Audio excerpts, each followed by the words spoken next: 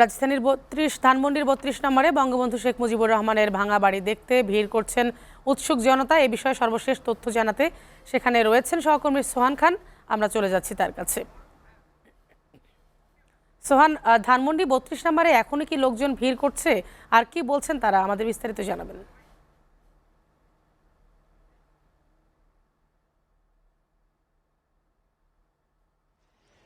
রূপা, আপনাকে ধন্যবাদ। আপনি যেমনটি বলেছেন, গত দুদিন ধরেই কিন্তু ধানমন্ডি ৩২ নম্বরে বঙ্গবন্ধু স্মৃতি জাদুঘর নামে যে বাড়িটি রয়েছে সেটি মোটামুটি ধ্বংসস্তূপে পরিণত হয়েছে।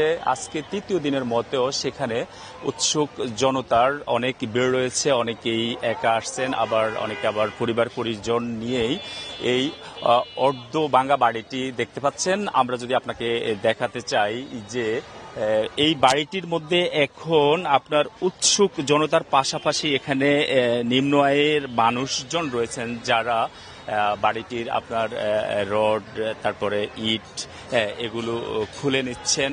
এবং এখানে আপনার যারা উপস্থিত রয়েছেন তারা বিগত পতিত আওয়ামী লীগ সরকারের নানা কর্মকাণ্ডের সমালোচনা করছেন। এবং আপনি ইতিমধ্যে জানেন যে গত 5 তারিখ রাতেই শেখ হাসিনার একটা বক্তব্যের প্রতিবাদেই আবার সারা দেশে আপনার বৈষম্য বিরোধী ছাত্র আন্দোলন সহ সারা দেশের মানুষ এই আওয়ামী লীগের এই ৩২ নম্বর বাড়িটি সহ আওয়ামী লীগের শীর্ষস্থানীয় নেতাদের বাড়িঘরে হামলা এবং ভাঙচুর করে। এবং তারা এই শেখ হাসিনার বিরুদ্ধে, শেখ হাসিনা যে বিগত 15 বছরে যেই দমন পীড়ন এবং গুম খুন করে এই জাতিকে অবরুদ্ধ করে রেখেছে এবং মানুষের মত প্রকাশ এবং যেই অধিকারগুলো রয়েছে সেই অধিকারগুলো আসলে বাস্তবায়ন না করেই শেখ হাসিনা যে ভারতমুখী যে তার নীতি রয়েছে এবং সেগুলো বাস্তবায়ন করেছেন, সেগুলোরই আসলে এই বাড়িটা ভাঙার মধ্য দিয়েই আর কি মানুষের এক ধরনের বহিঃপ্রকাশ দেখা যাচ্ছে। এছাড়া এই বাড়িটি ভাঙার পরে কিন্তু নির্মাণাধীন একটা ভবন রয়েছে, যেখানে আসলে অনেকেই এই বাড়িটিকে আসলে এই বাড়িটির মধ্যে একটা আয়নাঘর রয়েছে। হ্যাঁ, নির্মাণাধীন ভবনের নিচে 3 তালা থেকে 3-4 তালা, আসলে কত তালা আসলে কেউ আসলে এটা নির্ধারণ করে বলতে পারতেছে না। সেখানেই আসলে নিচে পানি দেখা যাচ্ছে এবং তারা বলছেন যে এই বাড়িটির নিচে, পানির নিচে কি রয়েছে, তারা অন্তর্বর্তী সরকারের কাছে দাবি জানিয়েছেন যে তাড়াতাড়ি আসলে এই জায়গাটাকে তদন্ত করে এইটার ভিতরে কি রয়েছে তা জনসম্মুখে প্রকাশ করার জন্য।